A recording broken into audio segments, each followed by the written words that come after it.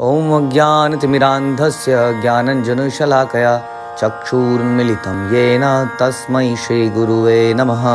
हरे कृष्णा। भगवद गीता हम कर रहे हैं श्लोक संख्या 4 और 5, जिसमें हम कुछ स्पेसिफिक वर्ड्स के ऊपर डिस्कस कर रहे हैं, जिसमें भगवान बोलते हैं कि ये सारे विविध गुण भगवान कह रहे हैं मेरे द्वारा ही उत्पन्न है, जिसमें हमने सुना बुद्धि, ज्ञान, संशय तथा मोह से मुक्ति, क्षमा, सत्यता, इंद्रिय निग्रह, मन निग्रह। तो आज हम करेंगे सुख दुख से प्रारंभ करते हैं। तो श्रील प्रभुपाद बताते हैं कि सुख क्या है और दुख क्या है वास्तविक। तो प्रभुपाद कह रहे हैं कि जिस प्रकार से कृष्ण भावनामृत के आध्यात्मिक ज्ञान के अनुशीलन में सुविधा हो वही सुखम है, और दुखम क्या है? जब हम कृष्ण भावनामृत का अनुशीलन ना कर पाए, असुविधा हो, तो वो दुख है, और कोई दुख नहीं है। यदि हमारी भक्ति छूट रही है, यदि हम माला नहीं कर पा रहे हैं, या हम भगवान का नाम नहीं ले पा रहे हैं, हम भगवान की वंदना अर्चना नहीं कर पा रहे हैं, हम श्रवणम नहीं कर पा रहे हैं, हम कीर्तनम नहीं कर पा रहे हैं, हम पठन नहीं कर पा रहे हैं शास्त्रों का, जिस भी कारण से, तो वो कारण दुख है वास्तव में। तो यही दुख मानना चाहिए हमारे जीवन में। हम लोग सोचते हैं कि जब हम बीमार हैं तो दुख है, दुखी। ऐसा देखा गया है कि कई बार बीमारी की अवस्था में आदमी ज़्यादा भक्ति कर लेता है, क्योंकि ऑफिस नहीं जाना है, कुछ काम नहीं करना है। अब बैठे बैठे बेड में क्या करें, आदमी पक जाता है तो सुन लेता है, पढ़ लेता है। तो इस प्रकार से तो जो बीमारी हुई वो बहुत बड़ा सुखम हो गया, प्रभुपाद के डेफिनेशन के हिसाब से। उसी तरह से परीक्षित महाराज के जीवन में इतना बड़ा कष्ट आया, लेकिन वही कष्ट उनके लिए सबसे बड़ा सुखम बना, क्योंकि उसी 7 दिनों में उन्होंने सबसे अधिक भक्ति करी, सुखम में परिवर्तित हो गया। उसी तरह से लाइव एग्जाम्पल, कोरोना के समय पर 2-3 साल लोगों ने खूब भक्ति करी। खास तौर पे जब लॉकडाउन लग गया तो लोगों ने पूरी भक्ति करी, इतने लोग जुड़ गए। तो इस प्रकार से क्या हुआ, ये दुखम क्या किस में बदल गया, सुखम में बदल गया। तो इस नज़र से हमें हर चीज़ को देखनी है कि क्या ये वास्तविक रूप में दुख है।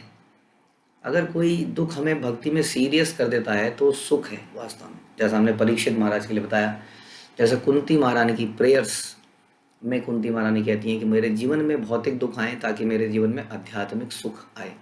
क्योंकि अक्सर जब भौतिक दुख हमारे जीवन में आता है तो हमारा चेहरा, हमारा मुंह भगवान की तरफ जाता है प्रार्थनाओं के लिए। हम और ज़्यादा निर्भर हो जाते हैं भगवान के ऊपर, और इस प्रकार से हमारी भक्ति बढ़ती है। और जिसको हम सुखम कहते हैं सांसारिक रूप से, कि हमारे पास जब बहुत अच्छी नौकरी लग जाती है, तो हम सोचते हैं सुखम है, लेकिन हम देखते हैं थोड़े दिनों में उस नौकरी की डिमांड इतनी थी कि हम लोग माला करनी ही मुश्किल हो गई, और हमारी माला छूटने लगी। आज की माला कल होने लगी, कल की माला परसों होने लगी। इस प्रकार से वो प्रोफेशन, वो बिजनेस, वो जॉब, जो कि लगता है कि आजकल काम तो अच्छा है, लेकिन उसे भक्ति छूट रही है, तो वो वास्तव में सुखम नहीं है, वो दुखम है, क्योंकि अल्टीमेटली वो हमें दुख की तरफ लेके चला जाएगा। तो ये हर चीज़ का मूल्यांकन हमें इस प्रकार से करना चाहिए कि क्या ये वास्तव में सुख है, दुख है।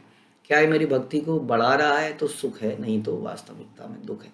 बिल्कुल ही उल्टी डेफिनेशन संसार में। यदि आप ऐसा देखेंगे चीज़ों को, तो संसार के मायने ही बदल जाएंगे, वास्तव में जीवन जीने का तरीका ही बदल जाएगा। तो ये है वास्तविक सुख और दुख। उसके बाद में आता है जन्म, मृत्यु, भय। तो इसके बारे में प्रभुपाद बोलते हैं कि जन्म क्या है। जन्म वास्तव में शरीर से संबंधित है। जहाँ तक आत्मा का प्रश्न है, आत्मा तो कभी जन्म लेता ही नहीं है। तो जो व्यक्ति मरता है वो जन्म अवश्य लेता है।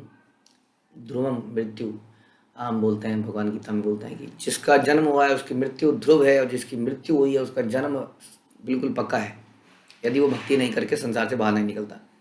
तो इसलिए जन्म जब तक होता है, जब तक हमारे अंदर भौतिक इच्छाएं हैं, तो भौतिक इच्छाओं को पूरा करने के लिए हमें भौतिक शरीर दिया जाता है। ऑब्वियसली जैसी जगह पे जाएंगे वैसा ही शरीर दिया जाएगा। हम कई बार बर्फ़ में जाते हैं तो बर्फ़ के ओवरकोट और जूते हमें पहना दिए जाते हैं, क्योंकि वही वहाँ के लिए सूटेबल है। हम कई बार अंतरिक्ष में जाते हैं तो उसमें बिल्कुल ऑक्सीजन डिफरेंट तरह के कपड़े पहने जाते हैं। हम पानी में डुबकी मारते हैं कई बार, स्कूबा डाइविंग तो अलग तरह के कपड़े पहनाए जाते हैं। उसी यानी कि जैसी इच्छा होगी उसी के अनुसार हमें कपड़े या शरीर, एक ही बात है, दिया जाएगा। हमारे अंदर जब भौतिक इच्छाएं हैं तो हमें भौतिक शरीर मिलता है, जन्म दिया जाए उसको। उसको भौतिक शरीर को मिलने को जन्म कहते हैं, भौतिक शरीर के छूटने को मृत्यु कहते हैं। तो ये है जन्म और मृत्यु। तो प्रभुपाद कह रहे हैं इसकी व्याख्या हम भगवत गीता के प्रारंभ में कर चुके हैं। जन्म तथा मृत्यु का संबंध इस भौतिक जगत में शरीर धारण करने से है, और भय तो भविष्य की चिंता से उद्भूत है। भय क्या है? वास्तव में भय इस शरीर से ही संबंधित है। जिस शरीर ने जन्म लिया है या हमें जो शरीर मिला है उससे ही संबंधित सारा भय होता है।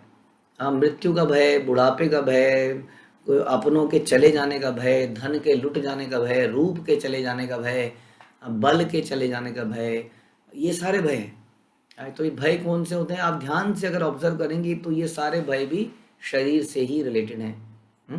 कृष्ण भावनामृत में रहने वाला व्यक्ति कभी भयभीत नहीं होता, प्रभुपाद कह रहे हैं, क्योंकि वह अपने कर्मों के द्वारा भगवत धाम को वापस जाने के प्रति आश्वस्त रहता है। ही नोज कि जितने भी ये संसार में सुख और दुख है, वास्तविक सुख दुख नहीं है, जैसे कि अभी हमने समझा। इसलिए जब ये वास्तविक सुख दुख नहीं है तो भय क्यों करना है फिर? वाई टू वरी, है ना? जब चीजें हमारे कंट्रोल में नहीं है तो वाई टू वरी, राइट? और यदि हमारी चीजें कंट्रोल में है तो वाई टू वरी।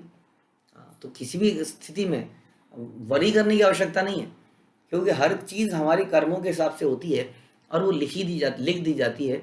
उसका कर्मों का प्रतिफल लिख ही दिया जाता है, उसमें हम कुछ कर नहीं सकते हैं। हम ये कर सकते हैं कि हम अपने आगे आने वाले कर्म के फलों को सुधार सकते हैं अपने कर्मों के माध्यम से। हाँ, तो हमें उसका प्रयास करना चाहिए भक्ति करके द्वारा। और जो इससे पहले हमने किया है वो हमें भोगना ही पड़ेगा। हाँ, चाहे वो अच्छा है वो बुरा है, उसको शांति से भोग लें तो बेहतर रहेगा। ज़्यादा हाय तो हम मचाएंगे तो और ज़्यादा दिक्कत आएगी, क्योंकि आगे के कर्म भी खराब हो जाएंगे। तो इसलिए भय, आदमी इसीलिए भयभीत रहता है, लेकिन उस भय का उसके पास वास्तविक कोई कंट्रोल नहीं होता है। जिस चीज़ के लिए व्यक्ति भय करता है उस चीज़ के ऊपर उसका कोई खास कंट्रोल नहीं है, समझ लीजिए इस बात को। हाँ, क्योंकि हमारे जीवन में सुख और दुख अकस्मात नहीं आते हैं। हमारे जीवन में सुख दुख प्लान करके डाले जाते हैं। यदि हम उससे बचने का भी प्रयास करेंगे तो किसी न किसी तरह से आएंगे, क्योंकि हमारे कर्मों का फल है। तो कृष्ण भावनामृत वाला व्यक्ति समझता है कि अब जब पुराने कर्म हैं तो वो तो भोगने ही है। जैसे पंखा चलते चलते यदि बंद कर दिया जाएगा तो कुछ देर तक तो पंखा घूमता ही रहेगा, उसके बाद ही बंद होगा। उसी तरीके से हमारे जीवन में कुछ कष्ट तो आते ही रहेंगे, क्योंकि हमारे गत वर्षों में हमने बहुत पाप किए हैं, पिछले जन्मों में बहुत पाप किए हैं, उनको चुपचाप सहता रहता हूँ और मृत्यु के बाद भगवान के धाम में चला जाता हूँ। तो उसको इसलिए भय नहीं लगता है। तो इस प्रकार में सुना सुख क्या है, दुख क्या है, जन्म मृत्यु क्या है, और भय क्या है और अभय क्या है। हाँ, तो इन चीज़ों से मुक्ति, इस भय से मुक्ति कैसे मिलती है? जब हम आत्मा के लेवल पे स्थित होते हैं। क्योंकि आत्मा के विषय में आप जानते हैं, नैनम चिंदंती शास्त्राणी नैनम दहति पावका इत्यादि, कि इसको ना तो काटा जा सकता है, न सुखाया जा सकता है, न जलाया जा सकता है, राइट, न भिगोया जा सकता है। हाँ, तो कोई भय, यदि हम आत्मा के लेवल पे बातचीत करेंगे तो हम धीरे धीरे अभय हो जाएंगे।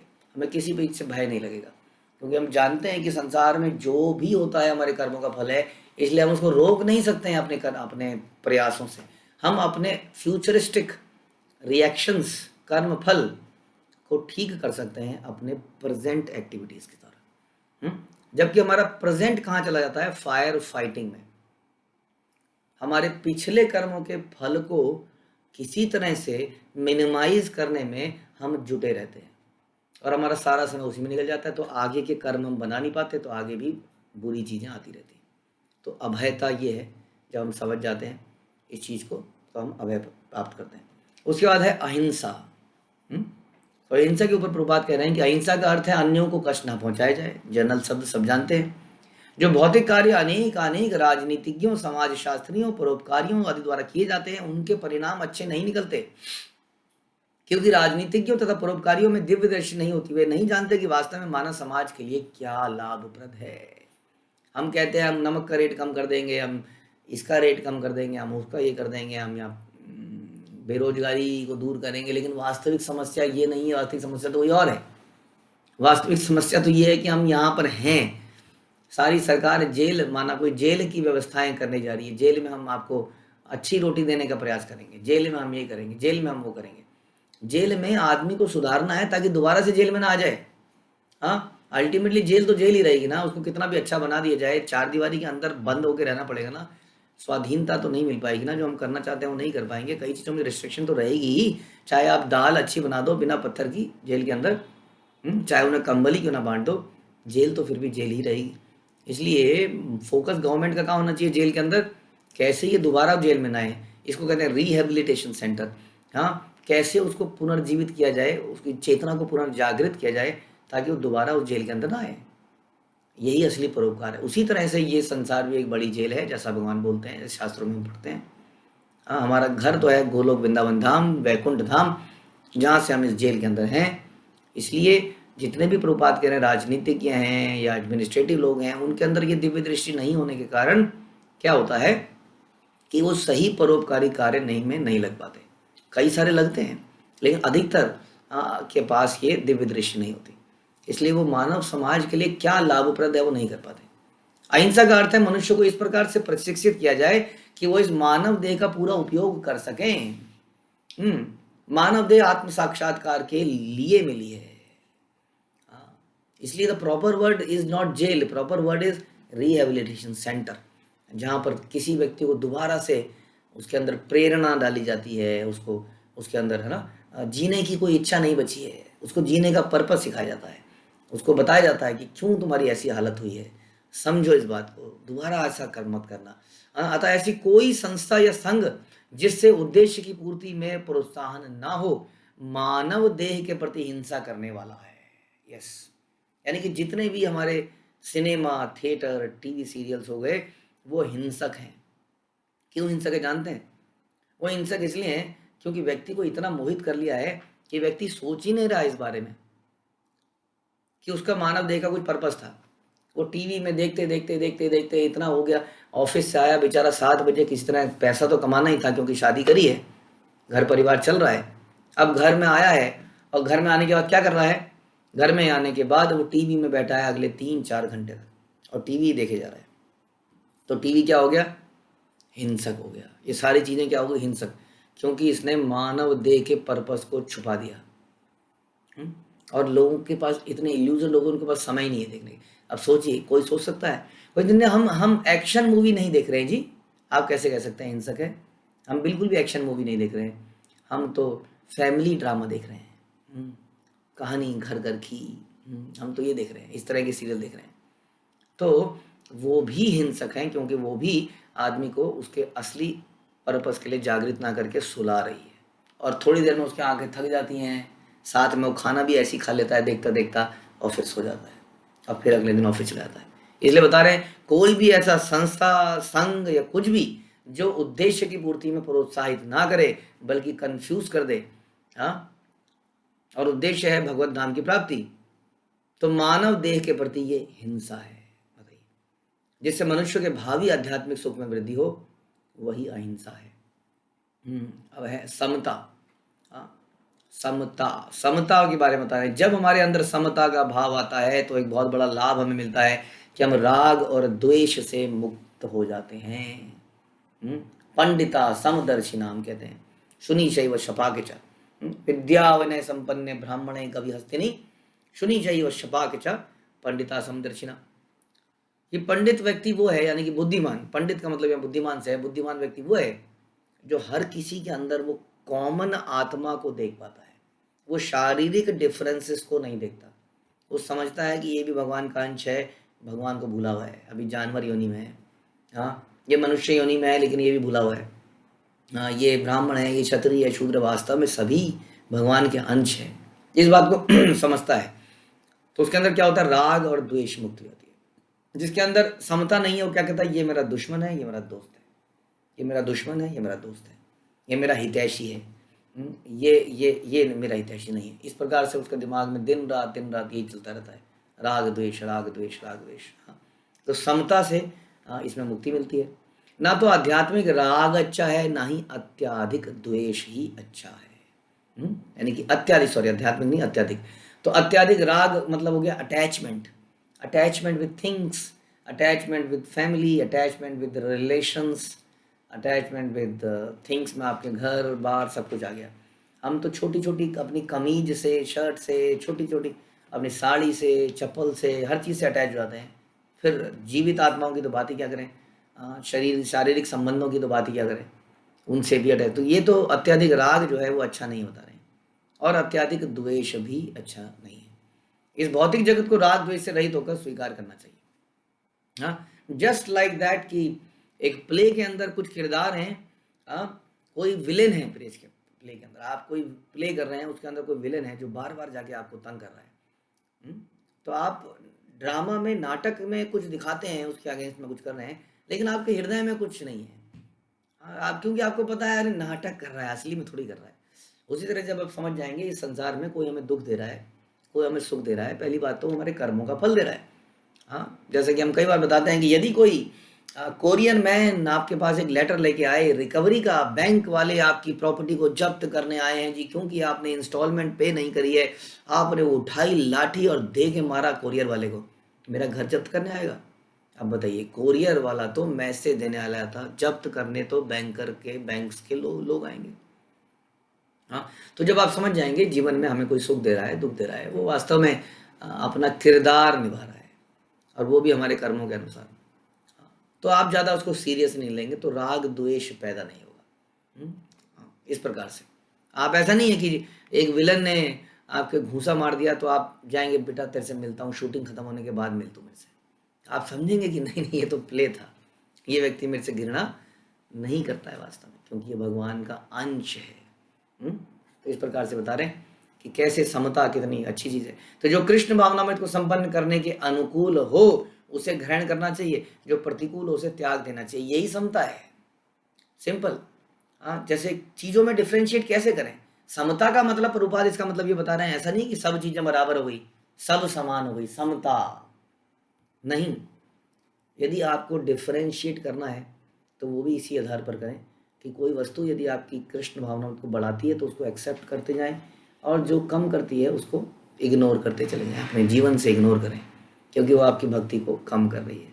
तो ये समता कहलाएगी। Although you are differentiating, but this is समता। तो समता मेटीरियल लेवल पे समता, आध्यात्मिक लेवल पे नहीं। यू नो कि मेरे लिए आध्यात्मिक जीवन श्रेष्ठ है, मुख्य है, इसलिए उसको प्राप्त करने के लिए आप कुछ करेंगे, और उसके प्राप्त करने में जो भी चीज़ें आएंगी उनमें आप संभाव रखेंगे, कम से कम।